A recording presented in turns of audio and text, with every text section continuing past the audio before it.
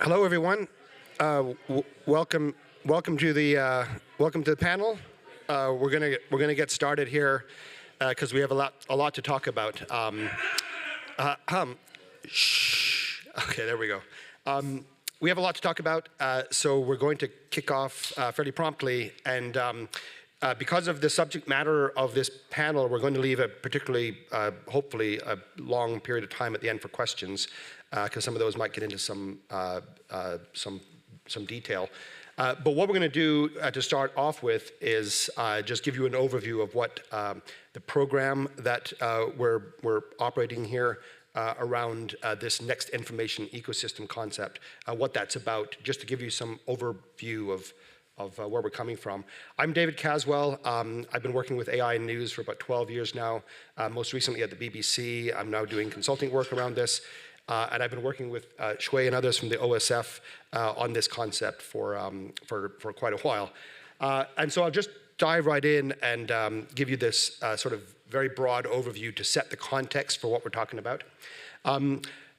This is the last decade or so, and during that decade, we've had a lot of big events in terms of AI generally. Some of the big ones were a thing called ImageNet, a competition that was won by a system called AlexNet back in 2012, very nerdy, but a milestone in AI development. The one that people are more familiar with is ChatGPT, launching in November 2022. But there's other big events that happened in that period. And so this is sort of the tech industry coming up with the underlying basis of this technology over this decade. For journalism, there's a couple of milestones. There's lots of other milestones. But during this period, there was some early publishing by the Associated Press of automated news stories. This didn't use language models, but it was an automated form of news. And then starting in about 2021, very early, the Wall Street Journal actually started publishing articles that were not written by LLMs, but had LLMs as part of the drafting process, very early use there. So this whole era was defined by a very particular kind of AI. It was expensive, and it required a lot of skills. It was typically about data warehouses and data science teams, data engineers.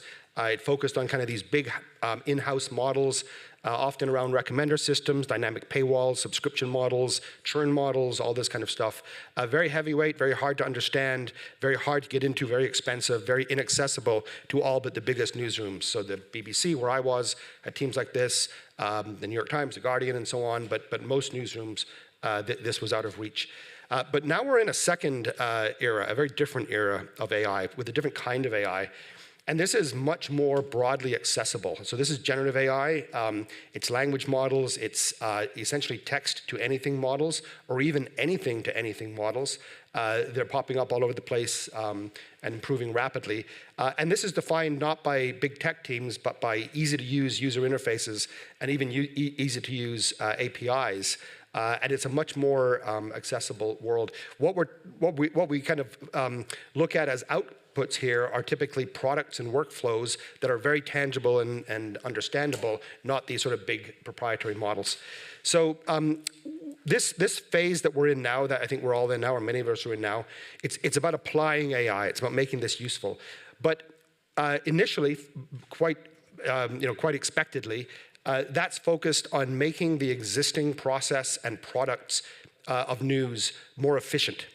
So it's the same world that we understand and are familiar with, but making it happen more efficiently. That is the kind of the phase we're at now. We assume the existing competitive environment. We assume the existing big players. We assume the existing modes of consumption of news.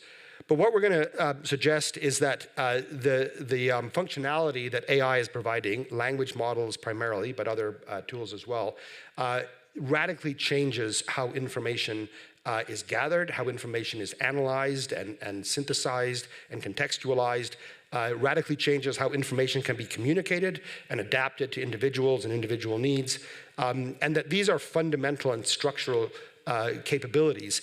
And as a result, when these are used at scale with lots of creativity behind them and lots of imagination and audience changes in audience behavior and so on, that eventually, sooner or later, all of that adds up to a very different information ecosystem than the one we're in now. So this is kind of analogous to what happened with social. There was a period before the iPhone came along, basically, and then this period later, when social networks had developed and mobile had become predominant. It was a very different information ecosystem than it was before. Same with the internet. It was a very different information ecosystem in the blogging era, early 2000s, late 90s, than it was in, say, the late 80s. So we've seen this transition of information ecosystems before, but this one is probably going to be as big, if not bigger, due to the dramatic nature of the functionality. And then in between, there's this sort of phase where different organizations, different individuals, different use cases, they're all transitioning at different levels. You know, there's innovators, there's laggards, there's very, very sensible reasons for not using the tools in some circumstances. There's very, very clear opportunities to use the tools in other circumstances. So there's this transition phase that we go through. But the end state is some kind of new information ecosystem that we don't yet understand. Don't know what the timeline is going to be for this. I increasingly think it's going to take maybe a little longer than this, but it's not really about the time. It's about, you know, is this a plausible description of how things might develop? So as a way of trying to understand a little more about what that next information ecosystem, that AI-mediated information ecosystem might look like, the Open Society Foundation's designed a program.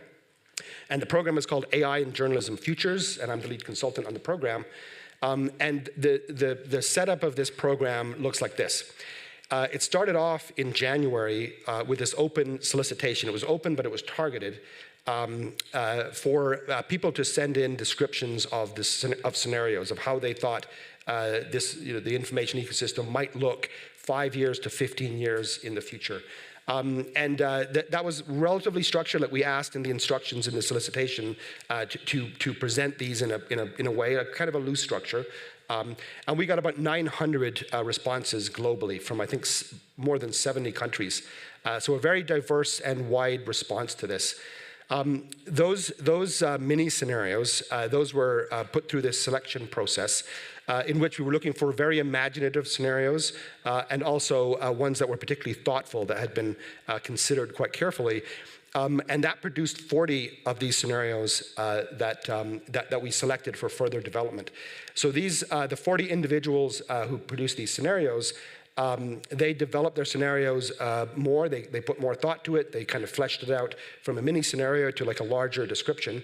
And then we brought those 40 people into a workshop with an additional 20 people from various places to have this workshop where we went through a formal process to analyze those scenarios. So this just happened on Monday and Tuesday this week. We all just came down on the train from outside of Turin, where this was. And so this is kind of fresh off the presses, if you like. And this was a formal kind of multi-stage process to try to make sense of all of these inputs. And then what's happening next is an analysis of this, and then formulation in a report. And then we're going to publish the whole backstory of this as well. And that will likely happen in late May or early June, around that time frame. So this is the design of the project. And again, the goal here is to understand this next information ecosystem. And there's two specific objectives. One is to provide insights that can help make investments in this field by publishers, by philanthropies, by other investors, that can help those people make more thoughtful investments, but also to try to move this conversation forward beyond just talking about the optimizing SEO or making a summary more easily, towards what does this all add up to 2 or 5 or 10 years down the road. Because it's only by understanding what the possibilities are and by maybe talking about it and acting about it now that we can maybe influence that as news providers, as information providers.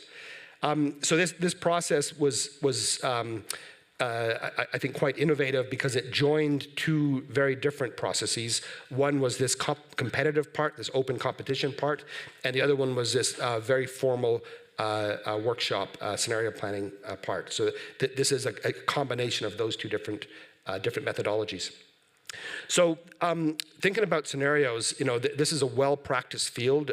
It's been a field in business and government circles since the 80s. And essentially, it kind of works like this, that we have certain things that are happening at the moment. They call them driving forces. That's what these arrows are here.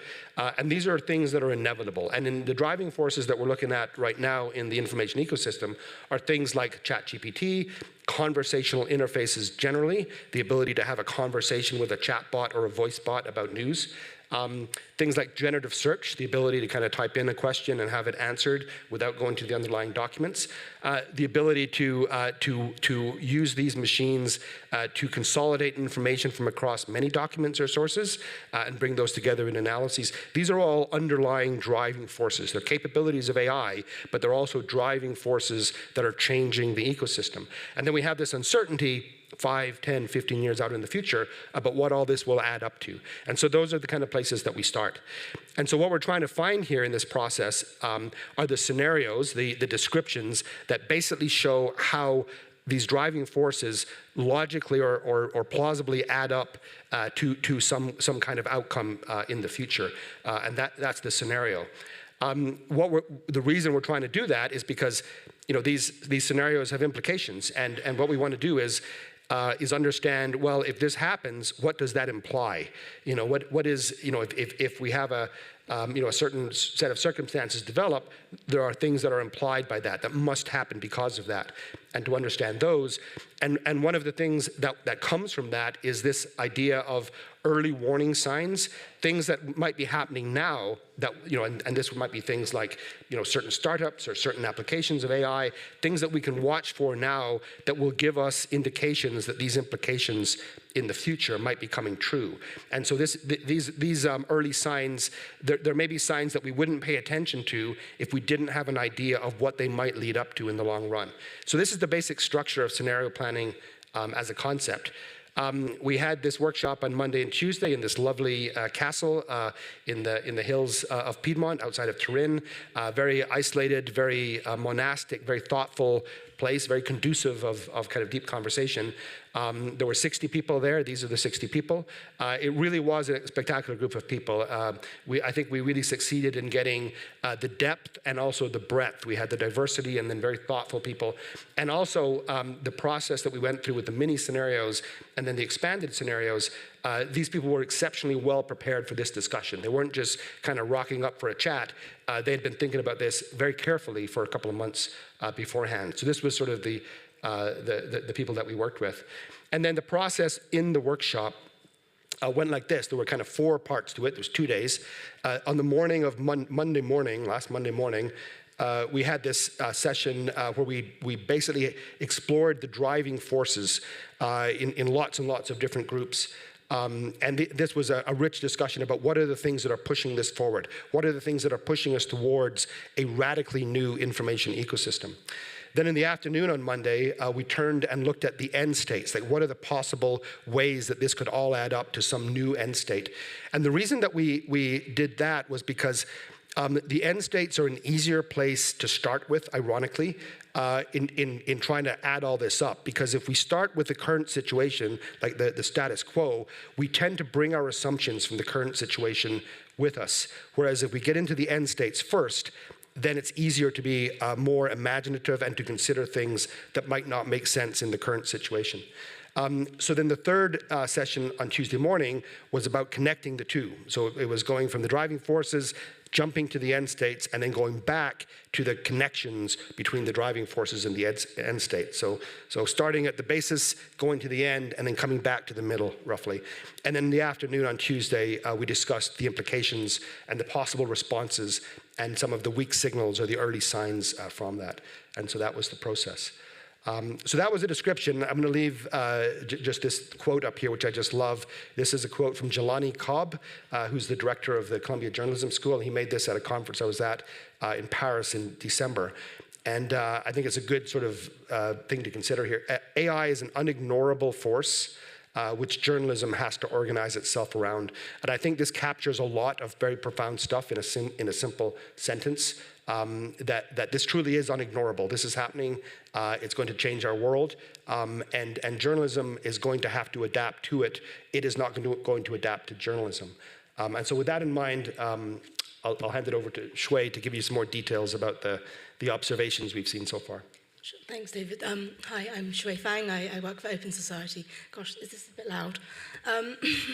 So let me talk through a couple of some observations from both the 900 applications that we received, as well as some early indications from the workshops and the output of that.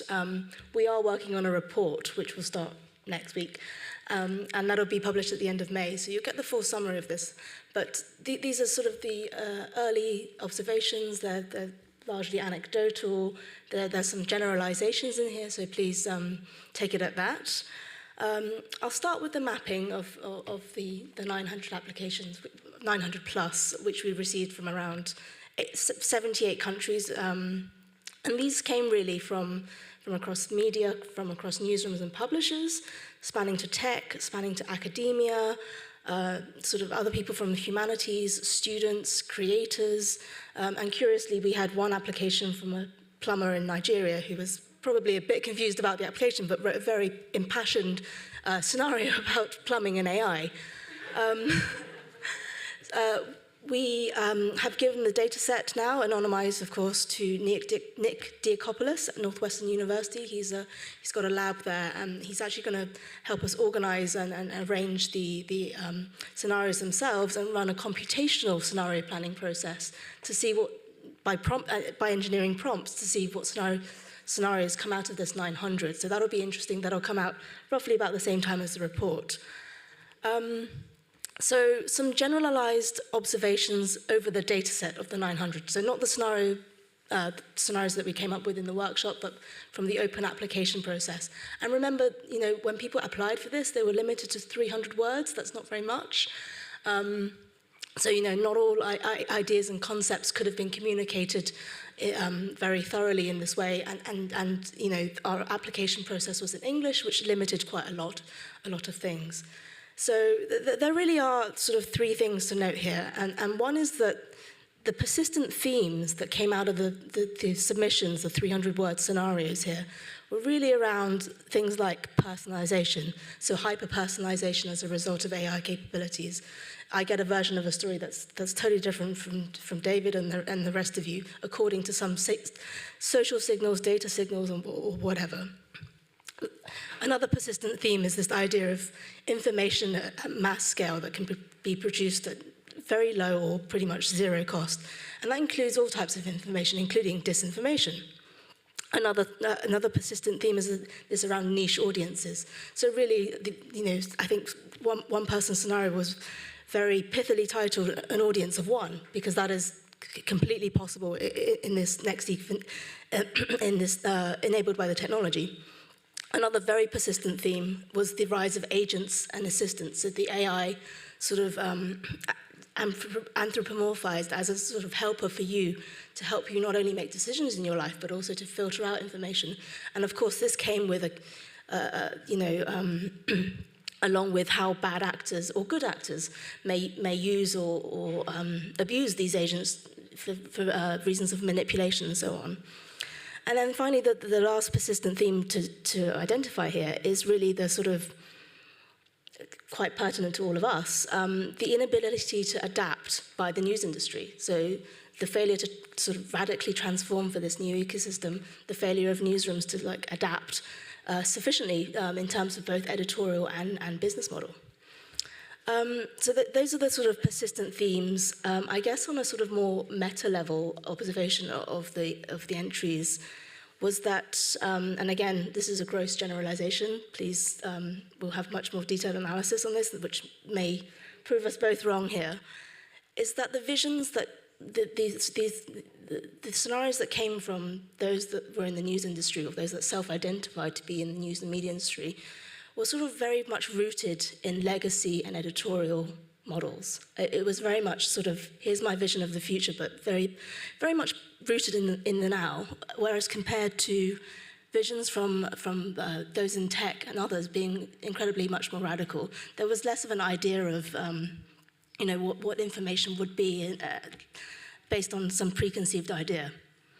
The third sort of, the other sort of meta observation from these 900 entries was really that, with apologies to my Anglo-Saxon countrymen here, we had a data set over nearly 80 countries, and we saw that the most radical and imaginative visions came from outside of the US and the UK. So really radical visions, especially from the majority world, where I guess there's maybe more sense of entrepreneurial and creative agency. Jumping to the summary of the proto-scenarios, that was the 900 plus data set. We had the workshop, and at the end of the 2 days, we came up with 5 or 6 prototype scenarios, and these will be sort of summarized and edited with the participants who were there and published in the report. This really came down to 5 or 6 different things. The first scenario being this idea of machine intermediation, so machines in the middle, right? So information as inputs going into some kind of machine, and information coming out as outputs to audiences from the machine. Machines being the ultimate arbiter of information, and along with it, the loss of a professional class of information producers, journalists among them. The second proto-scenario was this idea that the entire information landscape degrades. This idea of, if anyone's read the book of enshittification, basically, this flood of crap attacking our information landscape. The third is around a very sort of persistent one that we kept on seeing, was different information realities, this idea of bifurcation of information between audiences or different sectors of audiences. So if you're rich, you get one version of things. If you're poor, you get another. If you're from a certain country, street, you might get something completely different. This idea of filter bubbles actually is existing. I know the literature on this is a little bit contentious for the now. The third is really around this idea of power flowing to those who know our information needs, this idea of a structural power shift, which is aligned to really the business models and the way that technology companies shift. The fourth one is around, I guess, sort of regulatory responses to constraining that power, and the idea that that there are new sort of rule-making sites beyond sort of government bodies and international bodies to industry standards and so on. This idea that the sites for new rulemaking will shift along with these power shifts. And then the final one really was probably one of the most radical, was that the idea that in 2040, AI has its own agency and power, right? So not only could it behave like people, but it would also be could also have the same rights and also be punished like people. The idea that digital agents can not only follow the rules as they do now, but break the rules too. So that was a really interesting and compelling one that we thought the group would not get behind when someone proposed it, but actually it was embedded almost in every single scenario at the end. So I'll close there, talking about observations from both the dataset and then the process, and finish with, I guess, 2 meta observations that we both kind of observed during the whole 2 days, as well as the entire process itself. First, I think being part of this process was really edifying, and the outcomes pretty satisfactory based on a combination of 2 things that were present in the room of our participants. One is expertise, so people who brought their deep expertise and lived experience with them, and being from a very diverse set of backgrounds. And 2, the friction that ensued from this. So expertise and friction are the things that we thought made a really beautiful combination and led to some really great conversation and outputs. And then the second and final observation I'll leave you guys with is that amongst almost all a common thread that ran through all the discussions and scenarios was that the issue was almost as much about power as it was about technology. So really, this was not a tech thing. This is a power thing. The way that it shifts, the way that it sort of flows to new actors, it flows away from other actors. It was really a the subtext was that this is a conversation about power. So with that, David, am I missing anything from the? I don't know. I think that was very complete. But I just want to maybe make a few comments about the process itself.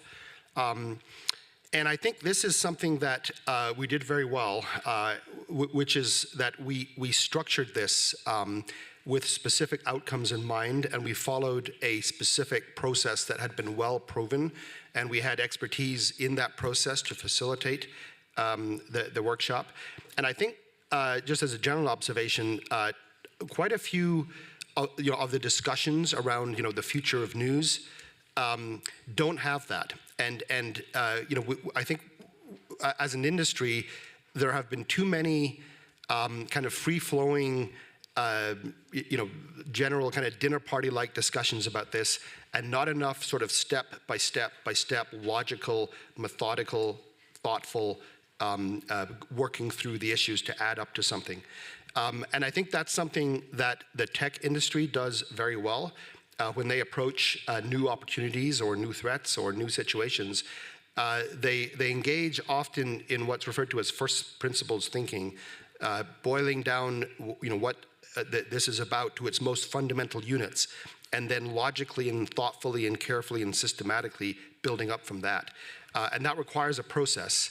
And I think this worked very well for us. This could have been a big dinner party, and it wasn't. It was a very, in fact, it was there was a lot of gentle amusement about the discipline imposed by the process, but it usually in a very appreciative way. So I think that's an outcome from this exercise that would maybe suggest that a process-focused way of discussing this might be useful for the industry. I guess one reflection from me, and this is something that I think we made a mistake on and would do differently if we did this again, the title of the challenge, AI in Journalism Futures, that was really by incompetence rather than by design. We should not have made it journalism focused, because this was really a conversation about the information ecosystem as a whole. By having the word journalism in the title, I think sort of skewed the results a little bit and sort of made it a bit too focused on journalism and news, which obviously, I think was a factor in the fact that many of these visions were rooted in legacy models. So if I were to do this again, I'd call it something else. And broadly from the outset, even though that was in the content of the process, there are times during the workshop where the conversation would get a little bit sort of granular and sort of focus on news, but we'd have to keep reminding participants this is about the broader information ecosystem, which of course this step change absolutely is about. There are new entrants coming in that are not editorial. There was a term that was used a lot, including by us, this idea of civic information.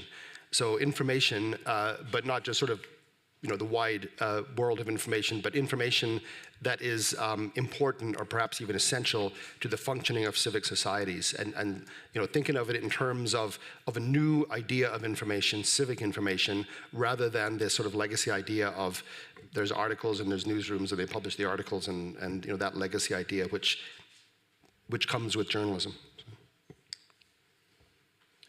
Yeah, I think just a couple of additional observations, and this is coming from this project, but also from a lot of the work that I've done. I've been working with a lot of news organizations around these issues for a long time, and if I had to sort of assess at the very broadest level how this is shaping up, I've been surprised at how well news organizations are adapting. And I must caveat this by saying that this is there's a selection bias here, because if I'm interacting with a news organization, they're usually a little more aggressive about AI than maybe most are.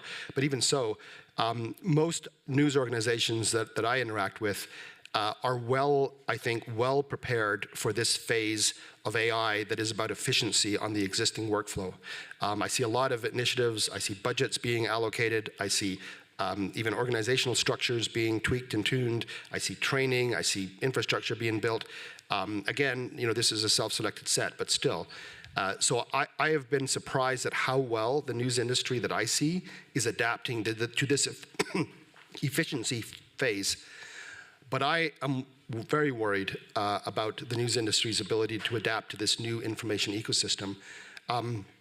I also have a fair amount of contact with startups and others in the tech world. I kind of come from the tech world. I was at Yahoo, and before that I had a tech company. And I see a lot of initiatives happening there, including quite radical initiatives that, if successful, and most of them will not be successful, but if successful, would fundamentally restructure how information flows through societies. And the thing that's most in my mind is that, if we're going to move into this new AI-mediated information ecosystem, I think it's inevitable, then how do we bring the values of journalism in there? We might not be able to bring a lot of journalism into that new ecosystem, but I think it's critical for all of us that the values of journalism, accuracy, the holding power to account, the very fundamentals that they end up in that world too. And it's only by engaging, it's only by the news industry engaging with that developing new world that we're also unsure about right now, that we have a good chance of moving, moving the stuff that really matters from the old way of doing news to whatever this is that comes. And doing this as someone who partly designed this process to begin with, and knowing with a fair amount of certainty that I was convinced of this next ecosystem change, I left Tuesday afternoon having had quite a cold wake-up call myself. Remember that this process is designed around consensus building from the participants in the room, so it's not just our crazy ideas here. But before we went into the process, at Open Society, we'd sort of drafted our own strategy around, news and information and so on. And having left, I was on the train with my boss, who's sitting over there, thinking we probably need to change quite a few things. So it was a wake-up call for myself too, of how fundamentally things could be very, very different and really quite soon. So yeah, that's an opportunity too. Yes, it is. And just to get really tactical about it, like personally tactical for, I think, each of us, it's easy to think of this in an academic or an abstract kind of way, like the metaverse or crypto or this kind of thing.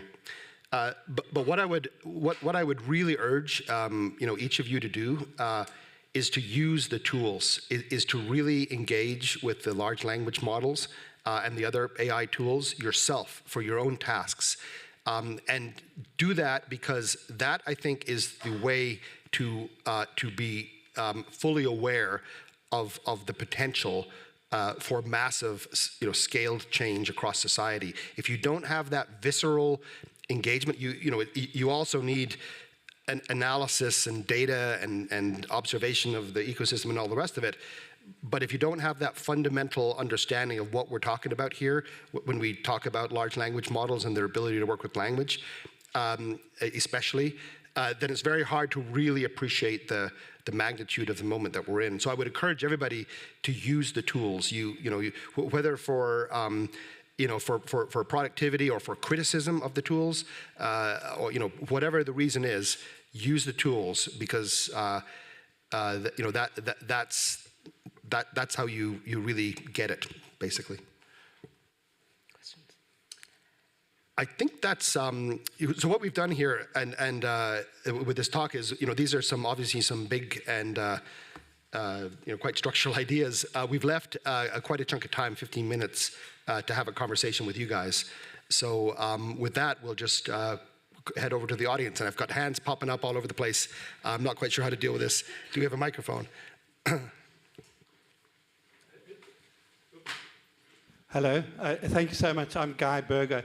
I worked at UNESCO for 11 years and I retired recently.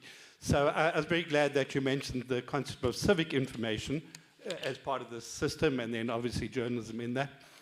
I wanted to make a case, though, for the concept of information as a public good, because that's a bit different to civic information, because it refers to available information, and it refers to the public. And if you're going to talk regulation, then you're not speaking about regulation that can restrict freedom of expression and restrict journalism, restrict creativity and everything else. You're speaking about regulation that can enable information as a public good, which means overcoming divides in access. It refers to public data governance, which is key to this whole world that's emerging. And I'd really like to encourage open society to put more attention into information as a public good, in the strict sense of a public good. Sure. Back to you. Let's collect a few questions, because that was more of a comment. Shall we? All right, thank you very much for the inspiring sharing. I was very struck by, you said this is not a tech thing, it's a power thing.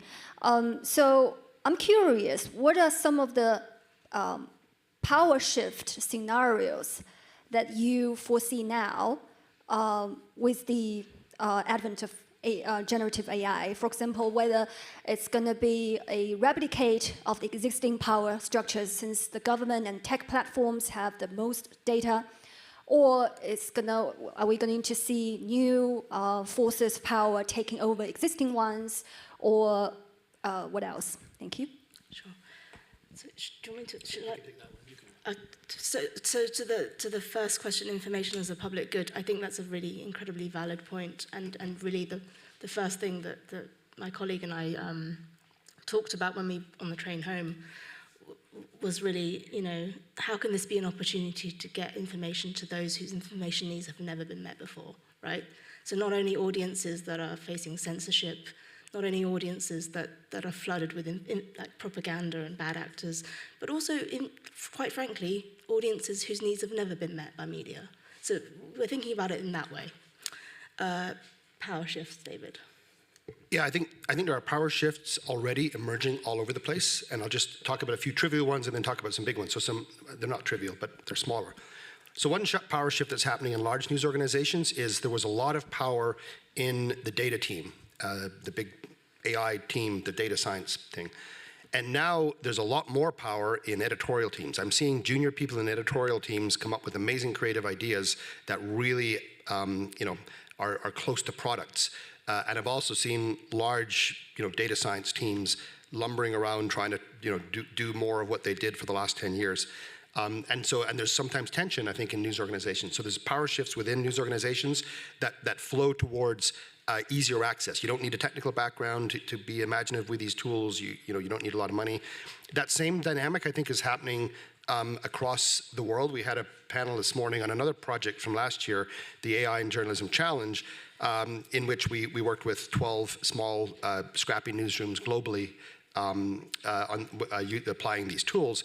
And they are doing things at a rate and a pace and a degree of imagination that there is not an equivalent in the global north. I mean, there's a couple of exceptions. The Nordics are doing very well, but the US is weirdly quiet as far as like rich, deep, creative, imaginative innovation at the application layer. Obviously, lots going on at the fundamental technology, but in applying that in news, there's a little less going on than you would expect. Same in the UK, same in a lot of European countries. So I think there's this sort of change in what's accessible, and the people and countries and organizations that have been sort of locked out of this kind of area of innovation, the power is moving to them.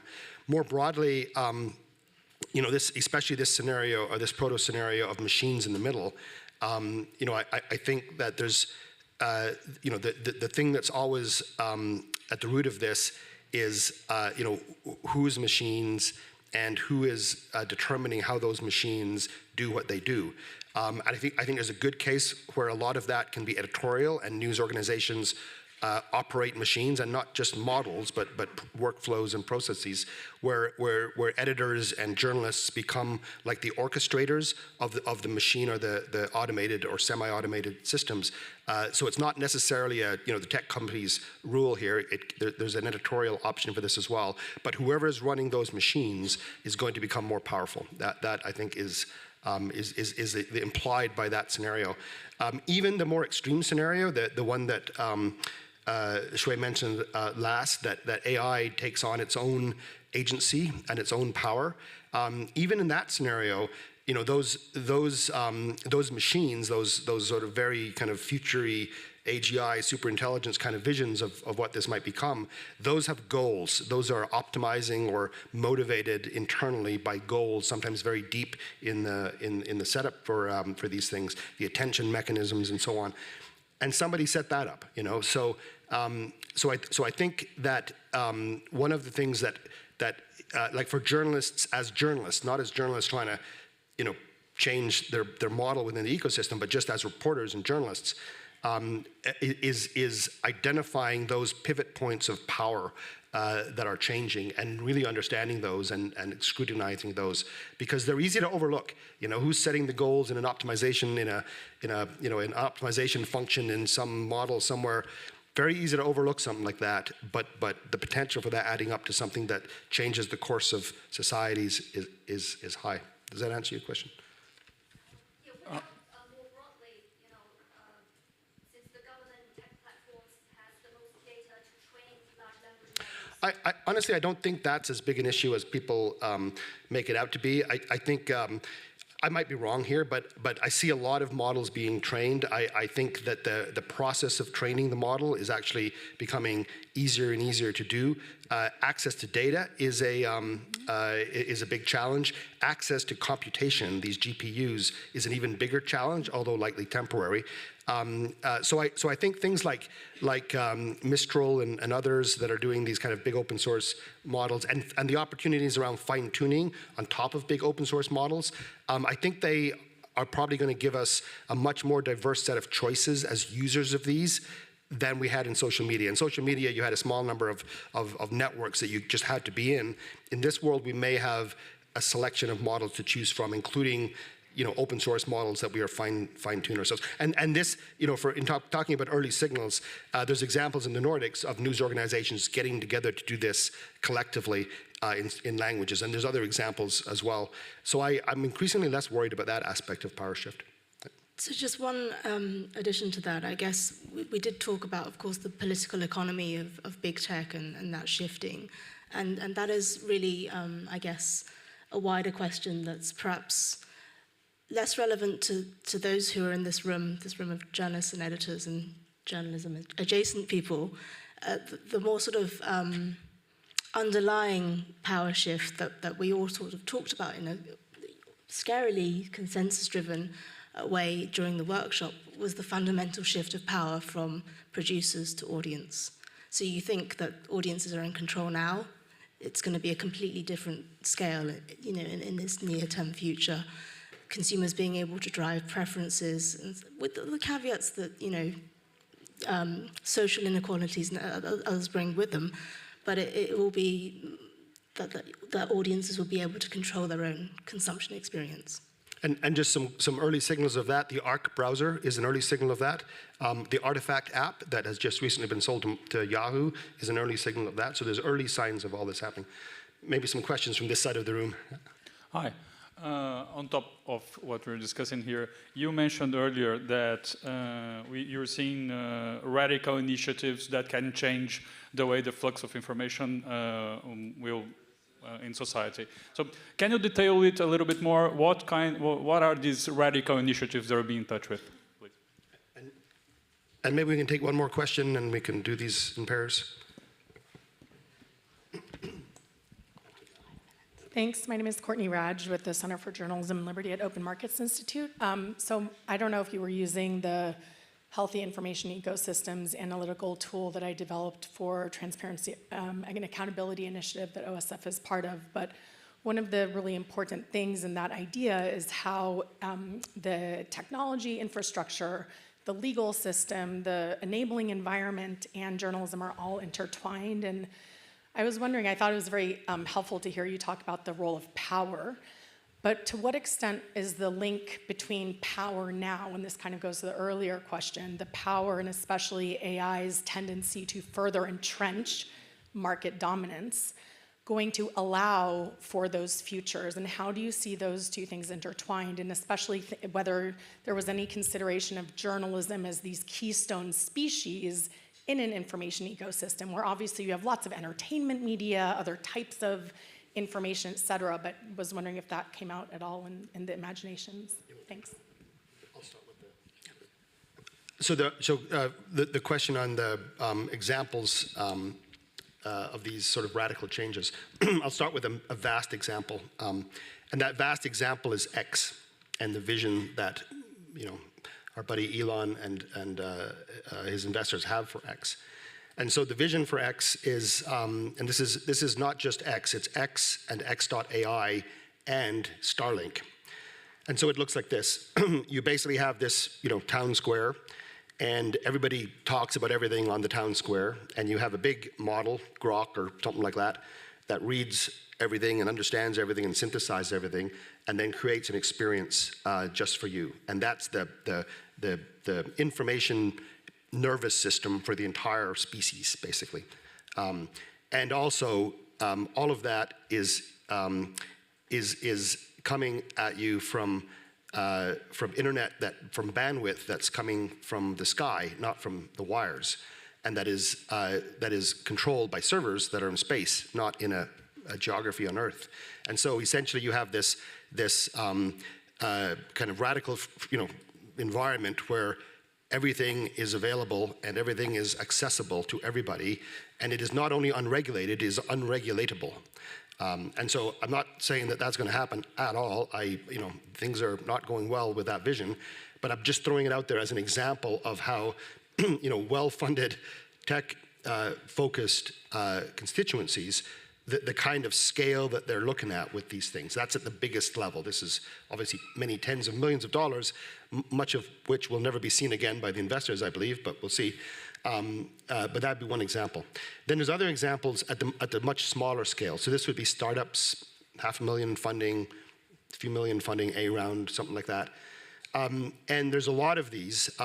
They're doing things that are, quite varied. But a typical example would be using large language models to take some area of information and essentially cover it systematically. So not with a concept of newsworthiness, somebody picking and choosing what to cover and what not to cover, not that, but covering all of it, every single thing that happens within a domain or even within many domains, systematically, relentlessly, and bringing that together, usually in value creating.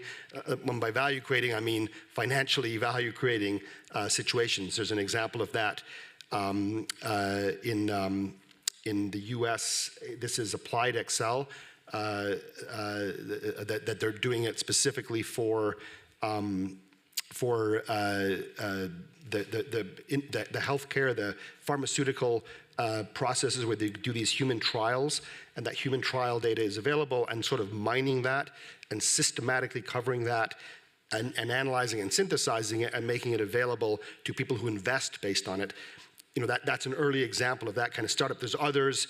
Some of them are easier to talk about than others for various reasons. But that would be an example of a startup that's funded at maybe the 5 or 10 million range that's generating revenue from this, but using a technique that can be used. And when they talk about it in much broader journalistic terms that could be used. So I think we're seeing examples of this, none that are radically successful, but examples of this that are again weak signals or early signs right across the ecosystem. On the question of market dominance, techno-industrial complex, and what to do with it, we had a lot of discussions in sort of the second day when we were looking at sort of near-term impacts and implications and potential actions and what we could do. The observations were we're a disparate group of actors who are basically shooting arrows at this giant spaceship from below, right? And so the conversation really turned around to how do we build power collectively? And it's really around collective action that happens across industry, within industry, across sectors. There was talk around regulation that spanned between regulation around news to regulation around things like education and health information across different sectors, vertically and horizontally. A lot of talk about collective bargaining and collective action, and this whole, someone came up with the term of around the cohesion economy, the idea that, you know, together we're actually stronger and more impactful than we are when divided and atomized. I'd be really interested to hear what you think could be done, and we'll have a little chat maybe a little bit later, but perhaps, do we have time? No, we don't have time for any questions. We are being called off here. But if anybody wants to talk about this in more detail, just grab us and we can do that.